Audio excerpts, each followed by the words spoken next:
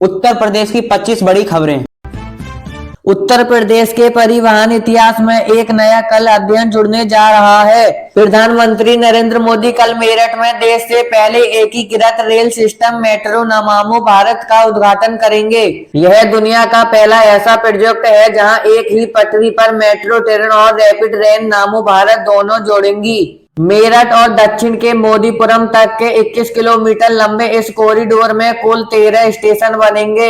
इस सेवा से शुरू होने से दिल्ली के और मेरठ की दूरी अब मिनटों में ही तय की जाएगी। पीएम मोदी शताब्दी नगर स्टेशन से इसी हरी झंडी दिखाएंगे। इस प्रोजेक्ट के सबसे बड़ी खास बात है कि यात्रियों को एक ही स्टेशन से स्थानीय मेट्रो और लंबी दूरी से रैपिड रेल दोनों मिलेंगी। सरकार का मानना है कि इससे पश्चिम यूपी और व्यापार और रोजगार बहुत बड़ी गति मिलेगी। मेरठ के लोगों के लिए यह किसी सपने से सच होने जैसी है, क्योंकि अब उन्हें दिल्ली जाने के लिए घंटों ट्रैफिक में नहीं फंसना पड़ेगा। सुरक्षा के कड़े इंतजाम किए गए हैं और पूरे शहर में दुल्हन की तरह सजाया गया है। उत्तर प्रदेश विधानसभा में आज योगी आदित्यनाथ सरकार ने वित्तीय वर्ष में सन 2026-27 के लिए अपनी भारी भरकम बजट पेश की है। इस बार का बजट 9,13,000 करोड़ रुपए का है, जो यूपी के इतिहास में अब तक सबसे बड़ा आंकड़ा है। बजट में सबसे ज्यादा ध्यान युवा, किसान और महिलाओं पर दिया जा रहा है। मुख्यमंत्री ने इसे विकसित उत्तर प्रदेश का रोड मैप बताया है। बजट में शिक्षा के लिए 12.4% और स्वास्थ्य सुविधाओं के लिए 6% की बढ़ोतरी की जाएगी। सरकार ने घोषणा की है कि आने वाले समय में हर जिले में एक मेडिकल कॉलेज होगा। इसके अलावा युवा के लिए रोजगार से जोड़ने के लिए नई स्टार्टअप योजना की घोषणा की गई है। विपक्ष ने इसे पूरी तरह से चुनावी बजट करार दिया है, लेकिन वित्त मंत्री ने कहा है कि यह प्रदेश की अर्थव्यवस्था का $1 ट्रिलियन बनाने की दिशा में एक बड़ा कदम है। एक्सप्रेस के जाल को और विस्तार देने के लिए 1,000 करोड़ रुपए आवंटित किए गए हैं। इस बजट के ग्रामीण क्षेत्रों में बुनियादी सुविधा के लिए सुधार की उम्मीद है।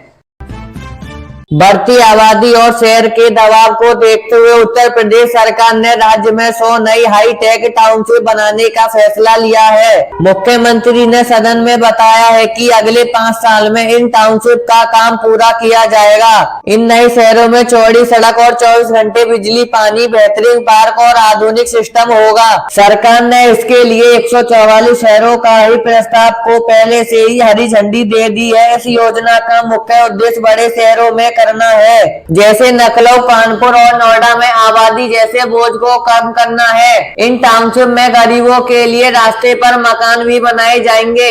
निजी बिल्डरों को भी इस योजना में शामिल किया जाएगा, लेकिन उन सरकारी नियमों की कड़ी पाबंदी होगी। सरकार चाहती है कि यूपी का हर मध्य वर्ग परिवार अपने घर पर सपना पूरा कर सके।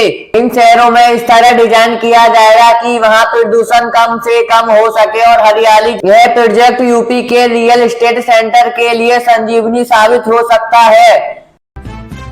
चुनावों के आहट के बीच उत्तर प्रदेश सरकार ने प्रदेश के लाखों शिक्षा मित्रों को संविदा कर्मचारियों को बड़ी खुशखबरी देने का मन बना लिया है।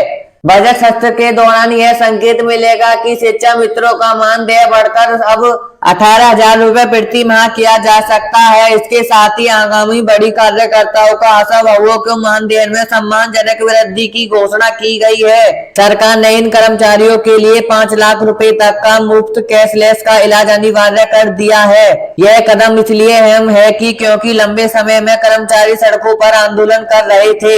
विपक्षी दलों ने भी इस मुद्दे को जोर शोर से उठाया है। सरकार का अब इन कर्मचारियों के साधने की कोशिश कर रही है ताकि आने वाले चुनाव में इसका लाभ मिल सके। इस फैसले में लगभग 5 लाख परिवार के सीधा आर्थिक लाभ मिलेगा।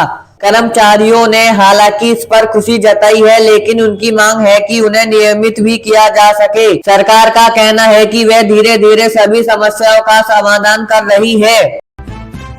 आज मुख्यमंत्री योगी आदित्यनाथ ने प्रधानमंत्री फसल बीमा योजना और मुख्यमंत्री किसान उद्घाटन कल्याण योजना के तहत बड़ी राहत राशि जारी की है। प्रदेश के 51,000 से अधिक किसानों को खातों में 285 करोड़ रुपए का फसल बीमा का मुआवजा भेजा है। इसके अलावा जिन परिवार के लिए दुर्घटना में अपने सदस्य को खोया है, ऐसे 35 परिवारों को 175 करोड़ रुपए तक का सहायता दी जा रही है। मुख्यमंत्री ने वीडियो के जरिए किसान से बात भी की है, उन्होंने समस्या भी सुनी है। उन्होंने साफ कहा है कि उनकी सरकार किसान के लिए हितों के साथ कोई समझौता नहीं करेगी। शामली, बागपत और कासगंज जैसे जिलों में है नया परीक्षण केंद्र और कृषि कार्यालयों पर भी डिजिटल उद्घाटन किया गया है। सरकार का लक्ष्य है कि किसान को अपनी फसलों का उचित दाम मिले और उन्हें खाद बीज के लिए भटकना ना पड़े।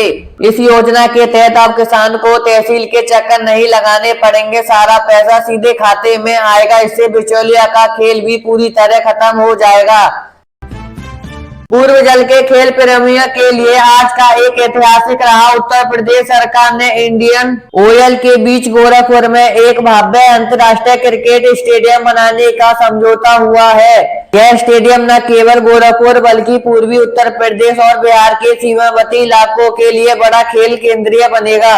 इसमें एक साथ 30,000 से ज्यादा दर्शकों के बैठने की क्षमता होगी। स्टेडियम को अंतर्राष्ट्रीय मानकों के अनुसार तैयार किया जा रहा है ताकि यहाँ IPL और अंतर्राष्ट्रीय T20 मैच आयोजित किया जा सके। मुख्यमंत्री के अपने शहर में स्पिरिट के आने से महायुवा के काफी उत्साह है। स्टेडियम के साथ साथ ही स्पोर्ट्स की एकेडमी भी बनाई जा रही है, जहां गरीब लेकिन प्रतिभाशाली बच्चे मुफ्त कोचिंग भी मिलेगी। पर्यटकों को भी बढ़ावा मिलेगा क्योंकि यहाँ पर भी मैच होने की होटल स्थायी व्यापार फायदा होगा। काम जल्द शुरू करने के निर्देश दिए गए हैं ताकि अगले 2 साल में इसे पूरा किया जा सके।